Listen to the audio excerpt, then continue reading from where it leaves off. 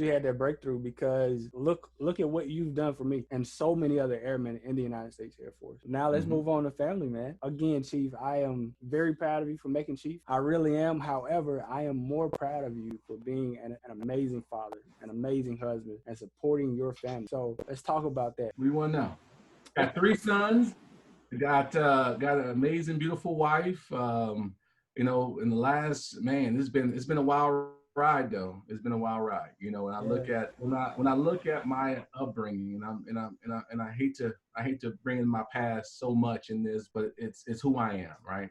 Growing up, didn't have a dad, didn't have a male father in my life. Had a father figure, a person who was dating my mom. Unfortunately, those things didn't last very long. So, but one thing I did have though was a Boys and Girls Club, and the Boys and Girls Club was a place that I went to almost every single day. And I can tell you that there were three males there that they weren't our dads, but they always gave us enough nuggets for us to continue to push through life and not succumb to what was around us every single day: drugs, crime, everything. And that's a whole nother another commentary on that one. But I would tell you, but didn't really have what I needed to grow.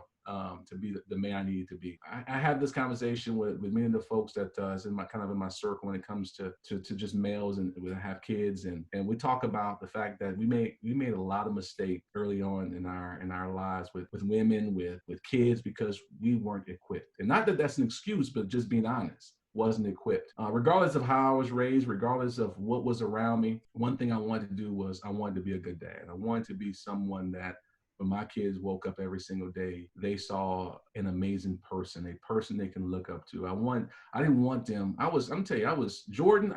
I was jealous of Jordan. I hate the fact that my kids will wake up and want to be like that individual, because you know what? That's a far stretch for people where I'm from. But that guy that's picking up your trash every Tuesday morning, that's focused and reading a good book and being a good person every single day. Maybe that's the person that they should look up to every now and again. So, but I would tell you that was my guiding light. I wanted to be somebody they can look up to. And that's what kind of drove me to be the dad I am today. Whatever it took, whatever it takes, I want to be that dad out front. I want to be that dad that they can posterize and look at and say, you know what? He may not have been the best dad in the world because he got my derriere all the time, but I love him because he lived by a set of values that I can live by today and actually teach my kids to live by. I know that you were a single father for a while. It's a whole nother set of challenges being in the military and being a single parent. So what are some of those challenges you face? The challenges, man, going to a new base. Well, one, I was overseas when I became a single parent, and just the challenges of being overseas, being in a high vis job that required me to do a little bit of travel, that required me to be at work, and then going through a divorce, or finishing up the divorce process and actually getting custody of the kids. And one thing I learned was that, one, just on the family side, that kids are going to go through their own set of rehabilitation, their own set of problems, and their own set of trying to adapt to this new change. And as a father, man, for about a year and a half, I went through some growing pains with that, because that was some resentment, that was some frustration, but also I had three males in the house now that's trying to be the top dog, right? And then, of course, I would say probably halfway into it, met a special lady in my life at the time, and she was part of my life, and really looking forward to having a long future with. But then, right midway through that, we were separated for some time. I was stationed in North Carolina, and she was stationed in Texas. Well, when things were going to come to a point to where we're going to get together, get married, and so forth, roughly 5 years, into my 10-year single parentness.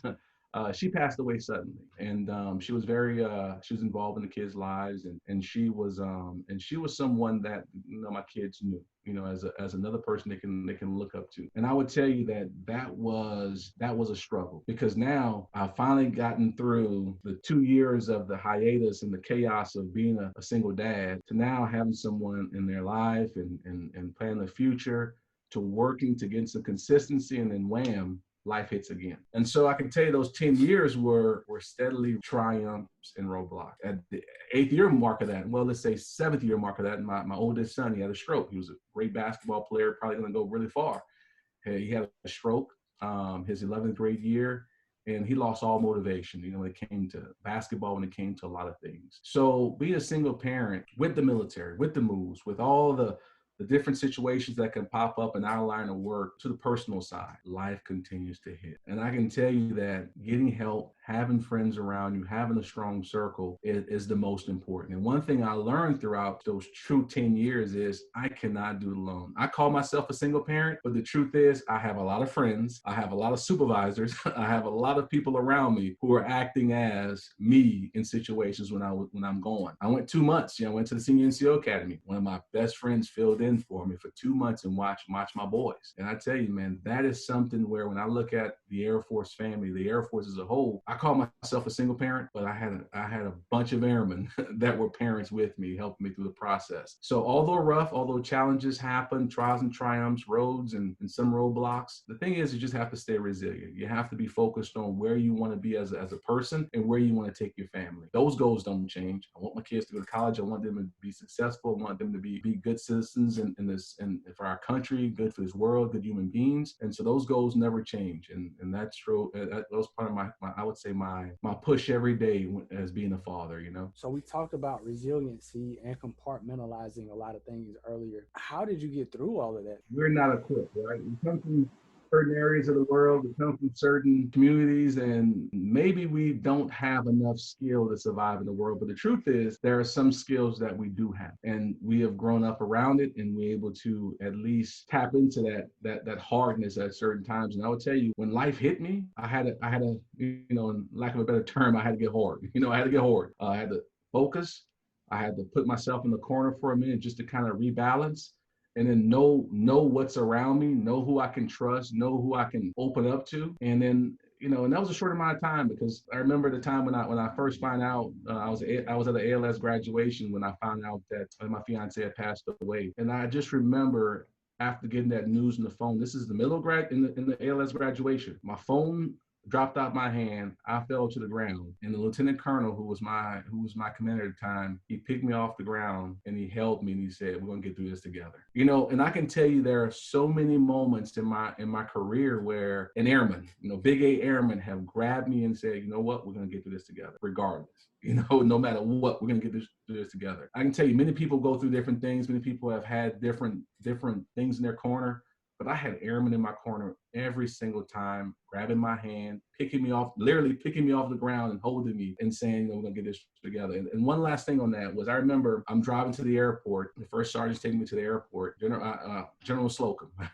He's a good guy I worked for. And wing commander, barely knew who he was. And he gave me a call on my personal phone and had about a 30-minute conversation with me. And it's like me and you right now having this conversation. He's talking to me. And then he tells me, "We're going to get through this as a 4th Fighter Wing family. So we're going to be awaiting your return." And let me tell you, so I can name 1,000 things and tell you 1,000 stories of just how airmen have just grabbed me, have just picked me up throughout my life and been there for me.